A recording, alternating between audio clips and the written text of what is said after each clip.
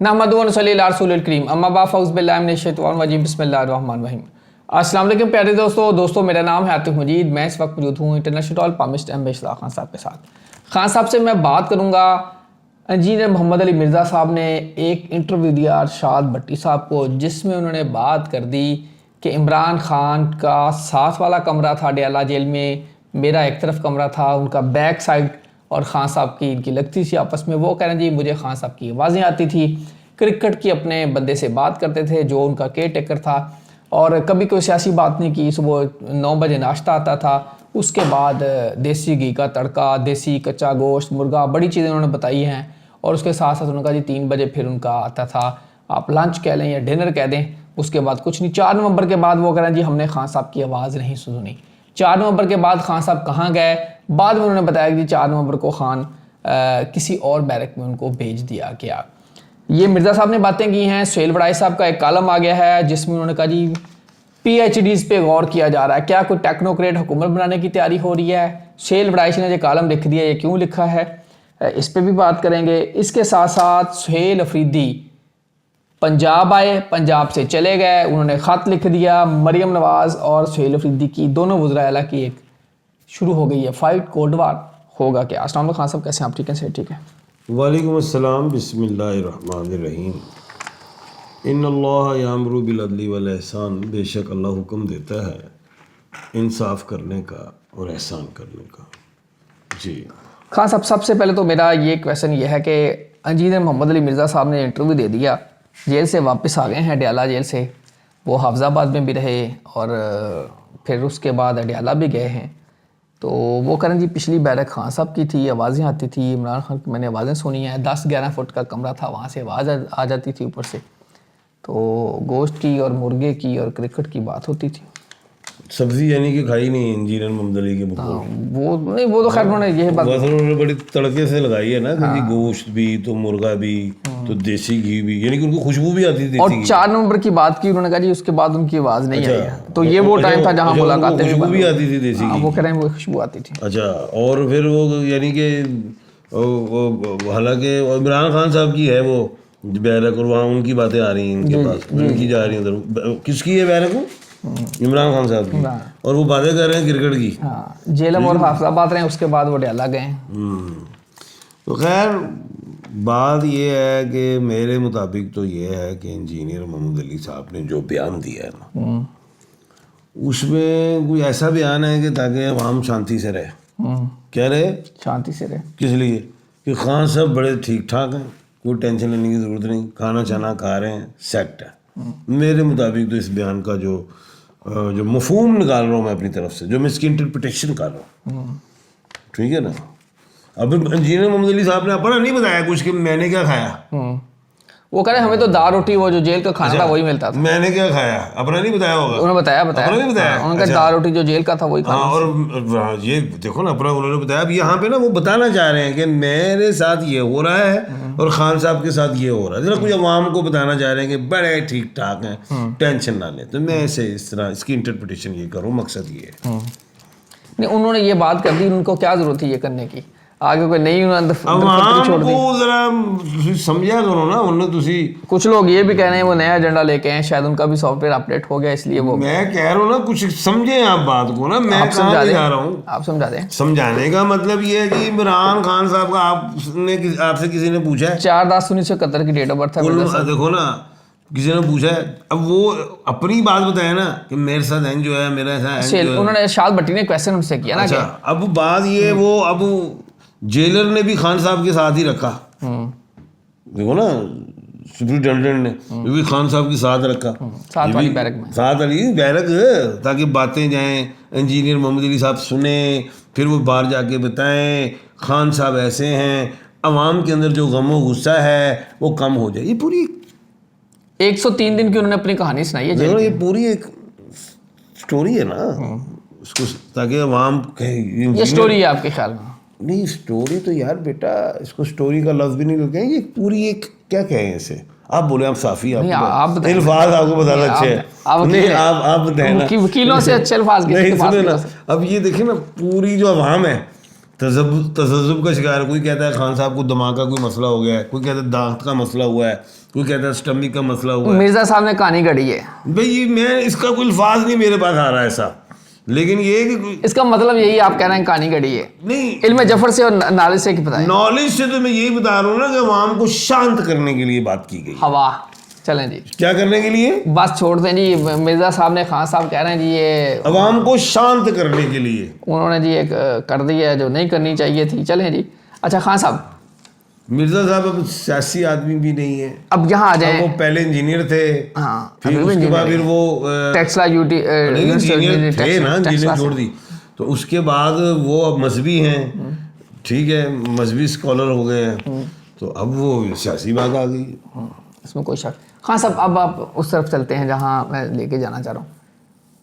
एक तो सेल वड़ाई साहब ने कहा जी कि उन्होंने एक मफरूज़ा शायद किया है या ख़बर दी है कि जी कोई गौर हो रहा है कि शहबाज शरीफ साहब भी दिल भर गया है और अब कोई टेक्नोक्रेट होंगे और पता नहीं PhD होंगे।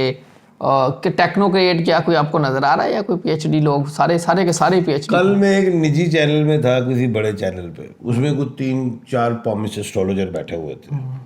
2 को ख़वातीन थी और एक और कोई थे मोजस, कोई न्यूमरोलॉजी के साथ। मेरी कोई थी, तो एंकर का नाम आपको आता है?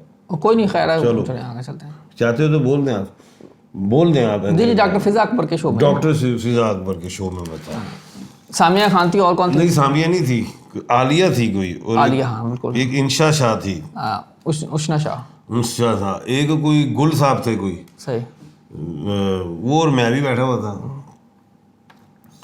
तो मैंने, वो डॉक्टर फायदा ने पूछा जी खान साहब बताएं ज़रा हुकूमत के बारे में। मैं कहा जी मेरी एक पेशेंट गोई थी 2008 में, मैंने एक पेशेंट गोई की थी। जरदारी साहब के दौर में 2 वज़ीर आज़म होंगे, यूसुफ रज़ा गिलानी वज़ीर आज़म बने थे, बड़े मजबूत। मैं नहीं कहा था यूसुफ रज़ा गिलानी बनेंगे, कहा था मैंने, वो भी पेशेंट गोई पूरी, मैंने कहा फिर 2 बनेंगे। मैं कहा इस हुकूमत में भी 2 बनेंगे। मैंने कहा खान साहब ये क्या कह दिया आपने, शहबाज शरीफ साहब? मैं कहा हाँ जी, ये जाएंगे, दूसरे वज़ीर आज़म आएंगे। बिलावल आ रहे हैं? अच्छा सुने ना, दूसरे वज़ीर आज़म आएंगे। अब वो किसी ने कहा, किसी ने शायद ना भी इसको कहा, लेकिन मेरी डॉक्टर फिजा ने कहा आप खान साहब ठीक कह रहे हैं, हमने अपनी हिस्ट्री में यही देख रहे हैं, हर हुकूमत में 2 वज़ीर आज़म हो जाते हैं। बाबर वो बिलावल भुट्टो की बात हुई, मैं कहा मुझे नहीं नज़र आ रहे वो वज़ीर आज़म। तैयारी हो रही है बिलावल की? अच्छा, मैंने कहा मुझे नज़र नहीं आ रहे, मुझे कोई और ही हस्ती आ सकती है। मैंने कहा मोहसिन नकवी साहब भी मुझे नज़र नहीं आ रहे। मैंने कहा मरियम नवाज साहबा भी नज़र नहीं आ रही मुझे। मैं ये कल कह रहा हूँ। चलें जी, जिसकी कुंडली होगी अच्छा होगा वो आ जाएगा जी। जब अब आप अभी टेक्नोक्रेट कह रहे हैं आप, हाँ, अब आप अपनी बात से हट रहे हैं। बात से क्यों हट रहा? अब टेक्नोक्रेट जब आप ला रहे हैं तो फिर कोई इंपोर्ट कर लो वज़ीर आज़म। मैं तो एक खबर दी है, पेशेंट को तो आपने करनी है। अच्छा, युवराज ने एक अपना तो फिलहाल मुझे वज़ीर आज़म तो चेंज होते दिखाई देते हैं, वो 26 चो हों तो 27 चो। ये वज़ीर आज़म अपना टरोल पूरा नहीं करेंगे, शबाशी मुद्दत पूरी नहीं करेंगे। नहीं करेंगे। ये है पेशेंट कोई, नहीं जी, पूरी नहीं करेंगे जी, ये पेशेंट को ही है जी। और 26 जुलाई को सैटर्न रेट्रोग्रेड हो रहा है। शहबाज शरीफ साहब अकॉर्डिंग टू नेम सैटर्न के मालिक हैं। किसके? सैटर्न के। अच्छा, फिर क्या होगा? और वो रेट्रोग्रेड हो रहा है, उससे क्या होगा? तो उसका मतलब कश्ती में सुराख हो जाएगा। सुराख तो बड़ी देर से हुआ वो सोने नहीं, उन पानी बढ़ता जा रहा है, उठते जा रहे हैं। चलो जी, 26 जुलाई दी तारीख तुसी भी नोट कर लो।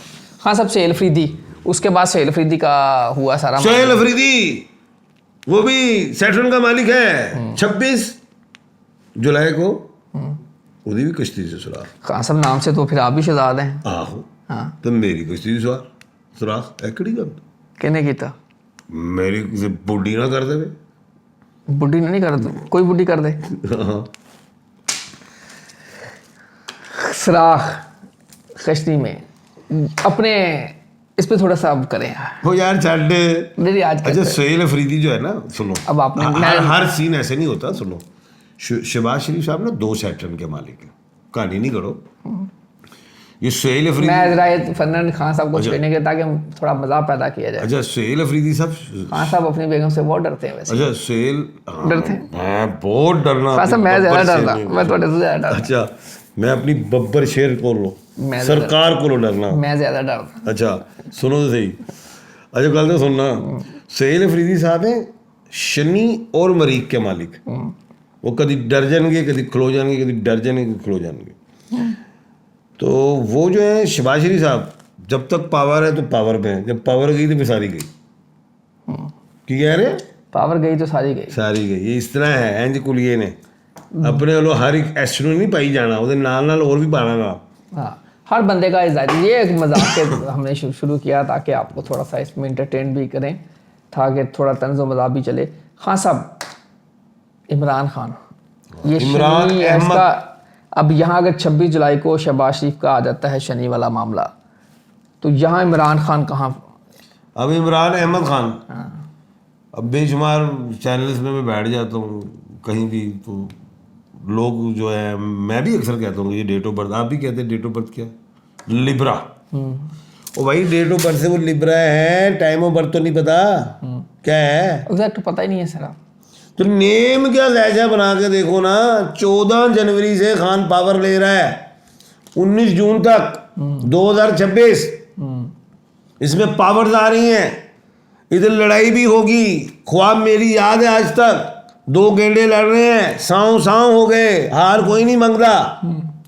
खान साहब 14 जनवरी को पावर खान ले रहा है, 19 जून तक खान की पावर है, 26 जुलाई को शहबाज शरीफ। इधर लड़ाई झगड़े मामलत बनते हैं।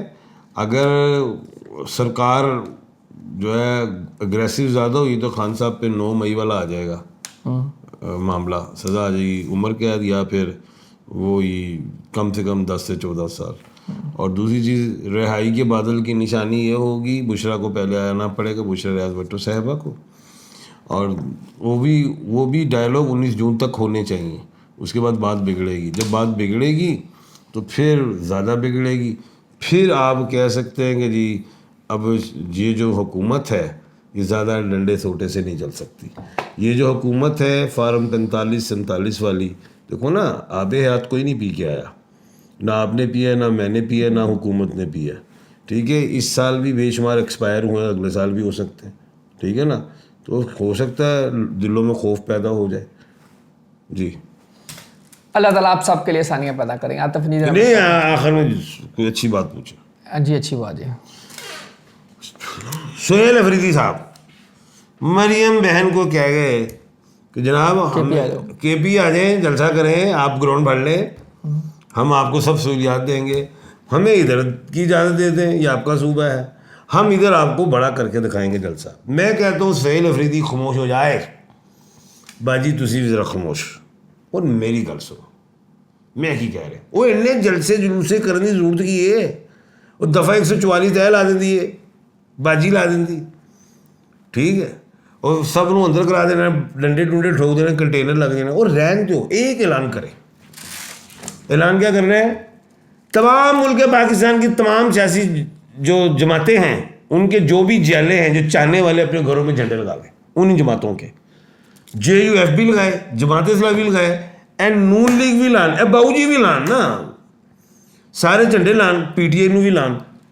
मैं कहना इन्हों के झंडे गुआच जाने ने, हर पासे पूरे पाकिस्तान के PTI का झंडा होना है, उसी झंडों को समझ लेना ये वोट है, यही वोट है। बिल्कुल जी। इसी के साथ अल्लाह हाफिज़। पाकिस्तान जिंदाबाद, पाइंदाबाद।